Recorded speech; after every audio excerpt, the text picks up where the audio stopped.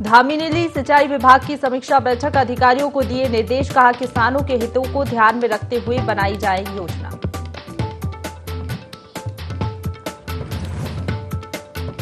मुझे भी जन्म लेने का है अधिकार, संकल्प लेकर कैबिनेट मंत्री रेखा आर्या ने निकाली कांवड़ यात्रा, हरिद्वार से निकाली यात्रा का ऋषिकेश में हुआ समापन।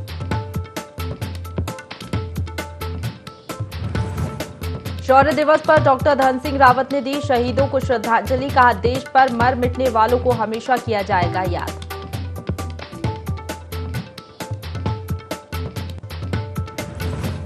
कांवड़ यात्रा संपन्न होने पर कार्यक्रम का आयोजन, यात्रा में उत्कृष्ट कार्य करने वाले पुलिसकर्मी, होमगार्ड और पीआरजी जवानों को किया गया सम्मानित, पुलिस विभाग ने किया आयोजन।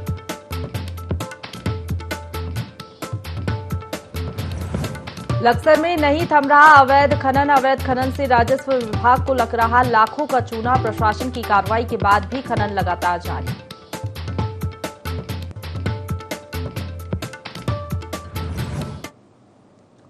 नमस्कार, देवभूमि लाइव में आप सभी का स्वागत है। आपके साथ मैं हूं प्रशंसा। बुलेटिन की शुरुआत करेंगे देहरादून की बड़ी खबर के साथ, जहां धामी कैबिनेट की आज महत्वपूर्ण बैठक होनी है। शाम 5 बजे सचिवालय में ये बैठक होगी। हरिद्वार त्रिस्तरीय पंचायत चुनाव को हरी झंडी मिल सकती है। नर्सिंग नियमावली के संशोधन प्रस्ताव पर भी मुहर लग सकती है। इसके साथ ही अशासकीय विद्यालयों में शिक्षकों की भर्ती के लिए अलग से चयन आयोग के प्रस्ताव पर भी फैसला हो सकता है। तो ये तमाम महत्वपूर्ण फैसले हैं जो कि आज कैबिनेट की बैठक में हो सकते हैं। नगर पालिका और नगर पंचायतों में स्वकर प्रणाली लागू करने का भी प्रस्ताव आ सकता है। इसके साथ ही सरकारी अस्पतालों में आउटसोर्स कर्मचारियों को लेकर कैबिनेट सब कमेटी की सिफारिश भी की जा सकती है। चलिए इसी खबर पर ज्यादा जानकारी लेंगे। हमारे साथ principal correspondent Kailash Visht phone line पर जुड़ गए हैं। कैलाश, आज महत्वपूर्ण कैबिनेट की बैठक होने जा रही है, क्या जानकारी कैबिनेट की बैठक को लेकर, किन किन प्रस्तावों को हरी झंडी आज मिल सकती है? देखिए प्रशंसा, आज कैबिनेट की बहुत ही महत्वपूर्ण बैठक होगी जो शाम को 5 बजे सचिवालय में यहाँ पर होगी। और इस बैठक में जो प्रस्ताव लाए जा सकते हैं उनको लेकर यहाँ पर जो सूत्रों ने हमको जो बताया है, नर्सिंग की जो नियमावली है उसमें संशोधन हो सकता है। उसके बाद जो आउटसोर्सिंग जो कर्मचारी है उस पर भी जो सब कमेटी जो पहले गठित की गई थी उस बारे में भी चर्चा हो सकती है। उसके अलावा जिस तरीके से अगर बात करें, कुछ मुख्य जो बातें हैं जिन बातों को लेकर लगातार सरकार ये कोशिश कर रही थी कि जो विकास के जो एजेंडे हैं उनको किस तरीके से उन मार्गों को पूरा किया जाए, इन बातों पर चर्चा हो सकती है। और अभी 3 दिन के प्रवास के बाद मुख्यमंत्री जब लौटे हैं देहरादून, राजधानी देश की राजधानी दिल्ली से, तो प्रधानमंत्री के साथ उनकी बातचीत हुई थी और कुछ ऐसे एजेंडे थे जिन एजेंडों को लेकर केंद्र के साथ साथ जो राज्य सरकार है वो कोशिश कर रही है कि उन एजेंडों को पूरा किया जाए। और उसमें 13 ऐसे विभाग हैं जिन विभागों की बहुत महत्वपूर्ण भूमिका रहती है राज्य के विकास को लेकर, क्योंकि इसमें कई ऐसे कार्य हैं जिन कार्यों के पूरे होने से न सिर्फ राज्य को यहाँ पर फायदा होगा बल्कि जो केंद्र की जो योजना है वो भी धरातल पर उतर पाएगी। और इन कुछ ऐसे काम हैं जिनको लेकर मुख्यमंत्री ने साफ तौर पर खुद बीड़ा उठा दिया है कि वो इसकी मॉनिटरिंग यहाँ पर खुद करेंगे। तो आज जो कैबिनेट की बैठक होगी, जो अहम जो प्रस्ताव आएंगे, ये सूत्रों के हवाले से खबर थी और उम्मीद है कि ये जो प्रस्ताव आएंगे इन पर सरकार अमल करेगी और जाहिर तौर पर जो फैसले आएंगे वो जनता के हाथ में आएंगे। जी चलिए, बहुत शुक्रिया आपका कैलाश हमारे साथ जुड़ने के लिए और तमाम जानकारी के लिए।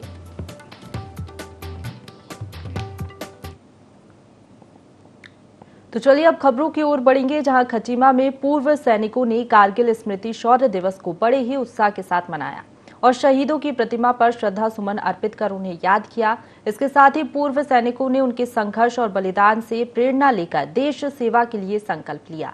इस दौरान शहीद वीरांगनाओं और उनके परिजनों को शॉल ओढ़ाकर उन्हें सम्मानित किया गया। नौकरी की है और उनको से जैसे 7 वार के स्टार है मेरे पास और 9 years long service, 25 years long service, सैन्य सेवा मेडल JNK में कठिन जगहों पर जहाँ पर नौकरी की उनके मेडल हैं ये, और संग्राम मेडल है 71 का। और उसके अलावा ये जो हमें 20 साल में मेडल मिलता है, 20 साल सर्विस, मैंने 25 साल सर्विस की है। मैंने कारगिल से जितना वहाँ रहा हूँ मैं पहले, लड़ाई के टाइम पर तैयार नहीं था, उससे पहले वहाँ पर तैनात किया हुआ था। इसलिए वहाँ की कठिनाइयों को मैं जानता हूँ। आज यहाँ पर जो भी कार्यक्रम हो रहा है, हमारे वीर सैनिक जो शहीद सैनिक है उनको श्रद्धांजलि देने के लिए हुआ है। मैं चाहता हूँ कि हर वर्ष इसी तरह ये याद किए जाए और इनकी शहीदी हमको याद रहे, ताकि आने वाली पीढ़ियाँ हमसे प्रेरणा लें। पेंशन ये भूतपूर्व सैनिकों की बहुत पुरानी मांग है। इसमें उत्तराखंड सैनिक बहुल्य प्रदेश होने के बाद उनकी उम्मीदें और बढ़ गई हैं। और जैसे कि हम सभी के यहाँ के माननीय सांसद अजय भट्ट जी हैं, वो भी हमारे भूतपूर्व सैनिकों के इलाके से ही कवर करते हैं। अभी हम OROP पर जिस तरह से बंदे की कम पेंशन मिली है, ये इतिहास में पहली बार हुआ है कि 6th CPC से 7th CPC में आने वाला बंदा कम पेंशन ले रहा है। कहने का मतलब जो 7th CPC में बंदा आ रहा है वो 6th CPC में बंदा कम पेंशन ले रहा है। 3 महीने का समय दे रखा है सरकार को। ये किसी कारणवश ये रुका हुआ है। उत्तराखंड के पूरे भूतपूर्व सैनिक चाहते हैं ये जल्दी से जल्दी लागू हो और हमें इसका फायदा मिले। देखिए आज ये जो हमारा कारगिल दिवस मनाया जा रहा है, हमारे जो सैनिक कारगिल में शहीद हुए थे, इन्होंने अपने प्राणों की आहुति दी थी, उनको सम्मानित करने हेतु हमारे पूर्व सपूतों ने हमारा बेड़ा उठाया यहाँ पर सम्मानित करने के लिए। सबसे पहले मैं सभी को उनको धन्यवाद देना चाहता हूँ। जो हमारी यहाँ पर वीरांगनाएं हैं, यहाँ पर तो 20 लोग को हमने फोन किए थे, लेकिन क्या है कि यहाँ पर कमी आ पाई, कुछ किसी कारणवश कुछ बाहर है, तो उनके परिवारजन और हमारे 3-4 वीर नारियाँ यहाँ पर पहुँची हैं। जहां एक और पूरे देश ने कारगिल विजय दिवस मनाया, वहीं लोहाघाट के चौमेल क्षेत्र में शहीद श्याम सिंह बिष्ट के नाम पर बनी चौमेल खेती मोटर मार्ग में क्षेत्र के युवाओं ने तालाबों और गड्ढों में तब्दील हो चुकी सड़क में श्रमदान कर शहीदों को श्रद्धांजलि दी। चामी के ग्राम प्रधान प्रकाश मेहर और युवाओं ने कहा, जहां एक ओर सरकार ने शहीद के नाम की सड़क तो बना दी, पर कई सालों से बदहाल हो चुकी सड़क का कोई संज्ञान नहीं लिया गया है। सड़क पूरी तरह से तालाब और गड्ढों में तब्दील हो चुकी है, लेकिन अभी तक सड़क का कोई संज्ञान भी नहीं लिया गया है।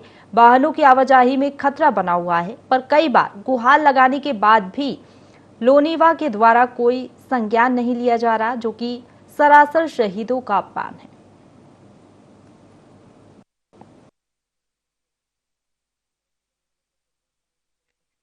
इस सड़क का नाम हमारे लैंस नायक श्याम सिंह बिष्ट मोटर वाहन मार्ग रखा गया है। और आज जहां एक देश एक तरफ कारगिल दिवस मना रहा है, शहीदों को याद किया जा रहा है, और आज हम ग्रामीण युवाओं ने भी जो सड़क शहीद के नाम से सड़क बनी है गांव में, उसमें हमने श्रमदान करके बंद पड़ी नालियों को खोला और जगह जगह जो खड्डे थे उसमें पेच किया गया। और हमने रोड निर्माण विभाग से कई बार पत्र के माध्यम से, फ़ोन के माध्यम से उक्त रोड में कार्य करने की बात की, लेकिन अभी तक इस सड़क पर कोई कार्य नहीं हो पा रहा है, और जिससे हमारे ग्राम में काफ़ी आक्रोश है। जहाँ एक तरह देश शहीदों को याद कर रहा है और आज जो शहीद के नाम की सड़क बनी है उसके ऐसे हाल हैं, बड़े बुरे हाल हैं, तो सरासर एक शहीद के नाम का अपमान है जो, और ग्राम में काफ़ी आक्रोश है। और हमारी प्रशासन शासन से मांग है कि सड़क मुक्त से जल्दी से जल्दी कोई कार्य किया जाए। ऊर्जा निगम द्वारा आयोजित उज्जवल भारत उज्जवल भविष्य पावर सप्ताह कार्यक्रम आयोजित किया गया। बता दें कि चंपावत डीएम नरेंद्र सिंह भंडारी के द्वारा राजकीय बालिका इंटर कॉलेज सभागार में इसका शुभारंभ किया गया। कार्यक्रम में नुक्कड़ नाटक और सांस्कृतिक कार्यक्रमों के साथ ही वीडियो और ऑडियो के जरिए प्रोजेक्ट पर लोगों को ऊर्जा निगम की योजनाओं और ऊर्जा संरक्षण के प्रति जागरूक भी किया गया। वहीं बिजली के क्षेत्र की प्रमुख उपलब्धियों को उजागर किया गया। डीएम भंडारी ने बताया कि ऊर्जा निगम की विभिन्न योजनाओं को लघु फिल्मों की स्क्रीनिंग और नाटकों के माध्यम से दिखाए जाने का मकसद लोगों को ऊर्जा के संरक्षण और उसके उचित उपयोग के बारे में जागरूक करना है। उज्जवल भारत कार्यक्रम के अंतर्गत जो भारत में हमारे देश का जो अचीवमेंट है, तो उसमें हमने पिछले 5 वर्षों में 2 लाख करोड़ से भी अधिक एक्सपेंडिचर करके घर घर तक बिजली पहुंचाई है। और केंद्र सरकार, राज्य सरकार सभी के सहयोग से और हमारे विद्युत विभाग के अधिकारी, कर्मचारीगण, इंजीनियर्स, लाइनमैन सभी के हार्डवर्क से ये संभव हो पाया है। इसी के सेलिब्रेशन में आज ये कार्यक्रम था और इसको आगे भी, कल भी ये कार्यक्रम टनकपुर में है। 14 जुलाई से शुरू हुई कांवड़ यात्रा को सकुशल संपन्न करने पर पुलिस विभाग की ओर से कार्यक्रम का आयोजन किया गया। ADG law and order V Murugesan ने कांवड़ यात्रा के दौरान उत्कृष्ट कार्य करने वाले पुलिसकर्मी, होमगार्ड और पीआरडी जवानों को प्रशस्ति पत्र देकर सम्मानित किया। आयोजित कार्यक्रम में टिहरी, पौड़ी और देहरादून के वरिष्ठ पुलिस अधीक्षकों का भी सम्मानित किया गया। वहीं मन से ADG law and order V Murugesan ने सभी पुलिसकर्मियों को कांवड़ यात्रा सकुशल संपन्न कराने पर बधाई दी और कहा कि सभी लोगों ने बढ़ चढ़कर मेहनत की है।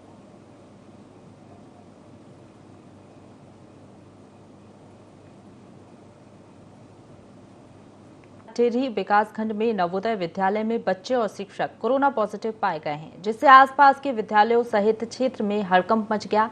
बता दें कि कुछ बच्चों में बुखार के होने की शिकायत मिली थी, जिसके बाद विद्यालय के बच्चों और शिक्षकों का सैंपल लिया गया।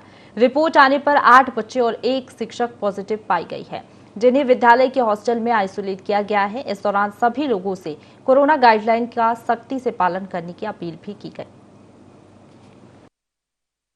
आज MOIC PSC सपोर्ट द्वारा मुझे ये जानकारी दी गई कि उनकी टीम नवोदय विद्यालय देवलधार में गई थी, जहाँ पर टोटल उन्होंने 190 सैंपल लिए, जिसमें से 8 बच्चे और 1 टीचर पॉजिटिव आए हैं और उनमें हल्के फुल्के सिम्टम हैं खांसी बुखार के, और उनको दवाई देकर उनके होम आइसोलेशन करा दिया गया।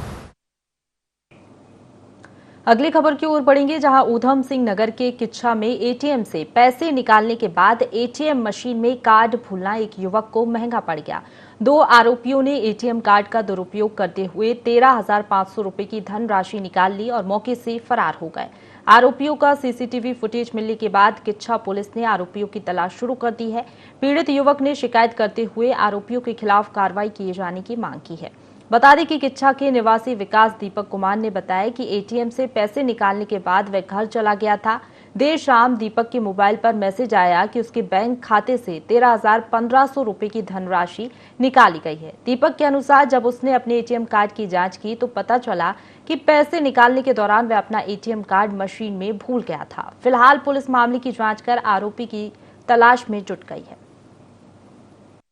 मुझे कैश की ज़रूरत थी तो मैं अपना एटीएम लेके एटीएम कार्ड में एटीएम मशीन में गया, पैसे निकाले और मैं पैसे लेके वापस अपने घर पर आ गया और एटीएम मेरा वहीं पर रह गया। मैं भूल गया उसको, एटीएम कार्ड को एटीएम में ही भूल गया मशीन में।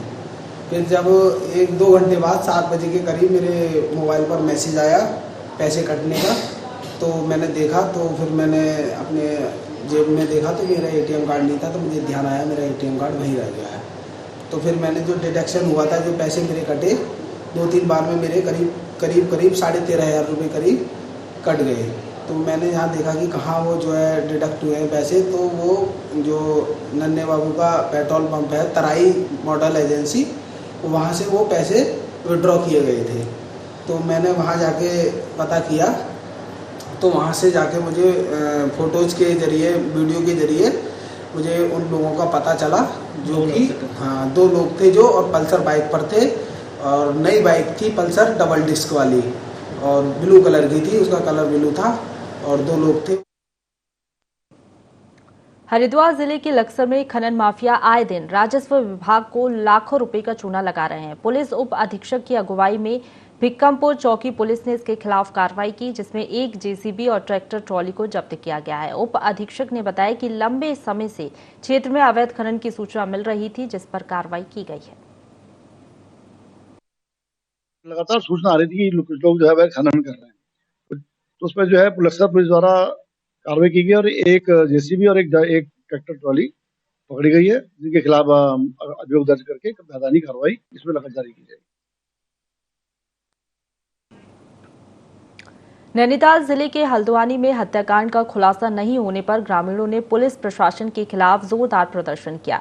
इस दौरान ग्रामीणों ने पुलिस के खिलाफ जमकर नारेबाजी भी की। वहीं प्रदर्शन के दौरान पुलिस और ग्रामीणों के बीच तीखी नोकझोंक भी देखने को मिली। बता दें कि 1 जून को गोवानियोरी गांव से चंदन अपनी पत्नी को लेने ससुराल गया था, लेकिन वह ससुराल नहीं पहुंचा और 6 जून को उसकी लाश चंदन गांव के पास से मिली। करीब 50 दिन तक खुलासा नहीं होने पर ग्रामीणों का आक्रोश फूट पड़ा और प्रदर्शन के लिए वे हल्द्वानी पहुंच गए। इस दौरान परिजनों का कहना है कि खुलासे की बात करके पुलिस गुमराह करने की कोशिश कर रही है।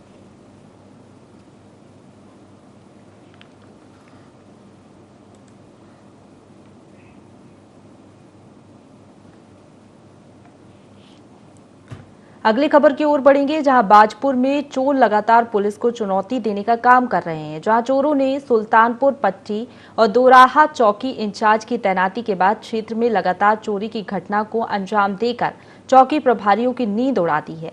दोनों चौकियों के प्रभारियों की तैनाती होने के बाद हो रही चोरियों से पुलिस प्रशासन में हड़कंप मचा हुआ है। वहीं पुलिस उच्च अधिकारी जल्द ही चोरियों का खुलासा होने का आश्वासन दे रहे हैं। बता दें कि सुल्तानपुर पट्टी के ग्राम पिपलिया में चोरों ने कुलविंदर सिंह और कमलेश शर्मा के घर में चोरी की घटना को अंजाम देकर हजारों की नकदी और सोने चांदी के जेवरात चोरी कर लिए हैं। इस दौरान सीओ वंदना वर्मा ने चोरों ने 2 घर में चोरी की घटना को अंजाम दिया, ये उन्होंने जानकारी दी। सीसीटीवी कैमरों की मदद से चोरों की तलाश की जा रही है और जल्द ही चोरी की घटना का खुलासा भी कर दिया जाएगा। क्षेत्र में कुलविंदर सिंह के द्वारा ये तहरीर दी गई है कि उनके किराए के घर से 65,000 रुपये और लगभग 2.5 तोला सोना गायब हुआ है। इस पे मुकदमा पंजीकृत हम लोगों ने कर लिया है। इस पे पुलिस टीम बनाकर इसमें हमने जांच भी शुरू कर दी है और सीसीटीवी फुटेज में इसमें 2 संदिग्ध पहचान में आ रहे हैं। अभी उनका और रूट ट्रैक करके और बाकी उनका सीडीआर भी निकलवा कर इसमें अग्रिम कार्रवाई की जाएगी। जल्दी इसमें गिरफ्तारी करके माल की भी बरामदगी कर ली जाएगी। वाला एक प्रकरण आया था, उसमें मेरे द्वारा चौकी इंचार्ज को इसकी जांच करने के लिए निर्देशित किया गया था, क्योंकि वो जो व्यक्ति था उसके द्वारा कुछ इस तरह की बात बताई गई थी कि ट्रॉली छोड़कर उसका कहीं जाना आया था।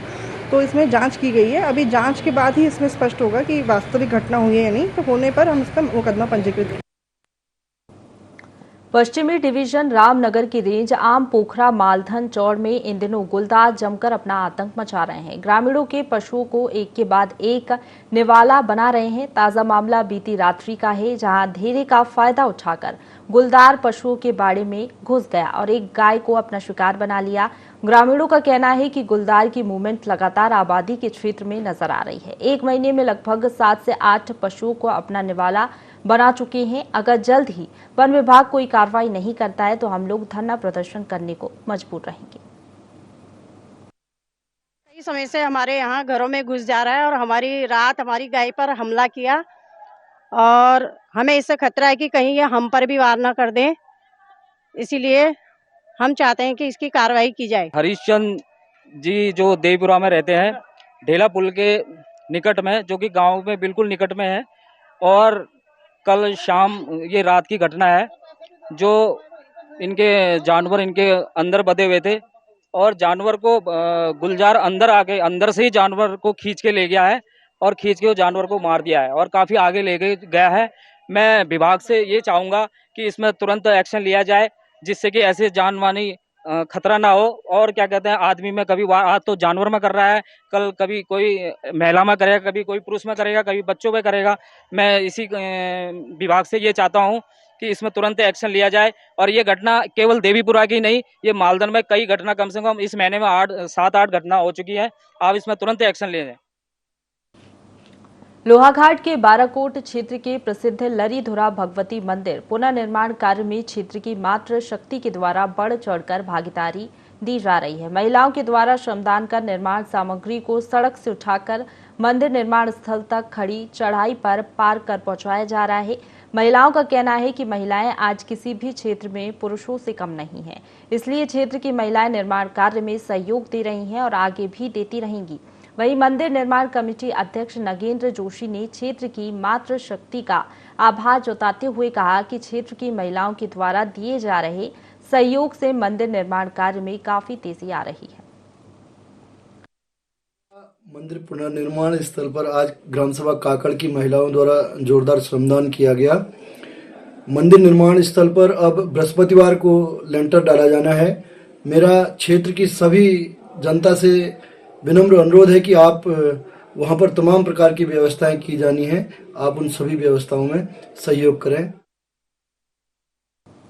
उत्तराखंड के पुलिस महानिदेशक अशोक कुमार अपनी माता सावित्री देवी की अस्थियां लेकर हर की पौड़ी पहुंचे। हर की पौड़ी पर वैदिक मंत्रोच्चारण के बाद अस्थियों को गंगा में विसर्जित किया गया। बता दें, सावित्री देवी का स्वर्गवास 24 जुलाई को देहरादून में हुआ था। डीजीपी अशोक कुमार के साथ मौके पर मौजूद लोगों ने नम आंखों से माता सावित्री को श्रद्धांजलि दी। श्रद्धांजलि देने वाले लोगों में आचार्य बाल किशन, पूर्व पालिका अध्यक्ष सतपाल ब्रह्मचारी, संजय जी महाराज, डीआईजी डॉक्टर जागेंद्र सिंह रावण, अपर पुलिस अधीक्षक समेत व्यापार मंडल और पत्रकारगण मौजूद रहे।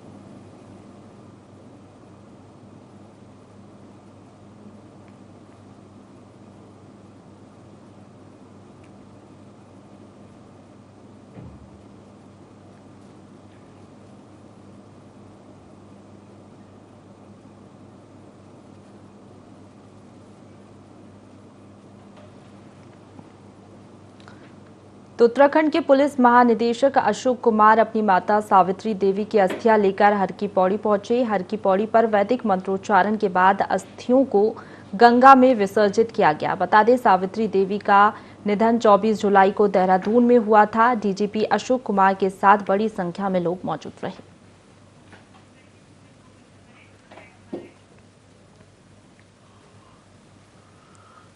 अगली खबर की ओर बढ़ेंगे, जहां देहरादून में सीएम पुष्कर सिंह धामी ने कोविड टीकाकरण कैंप का निरीक्षण किया। मुख्यमंत्री ने इस अवसर पर स्वास्थ्य कर्मियों का उत्साहवर्धन भी किया।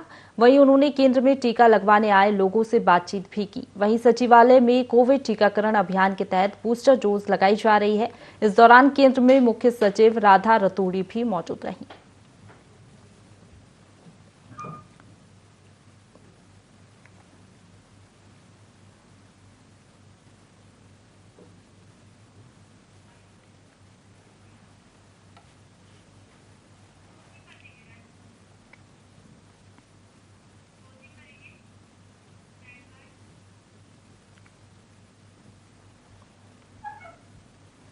इसी के साथ बुलेटिन में फिलहाल इतना ही। खबरों का सिलसिला लगातार जारी है, आप बने रहिए हमारे साथ।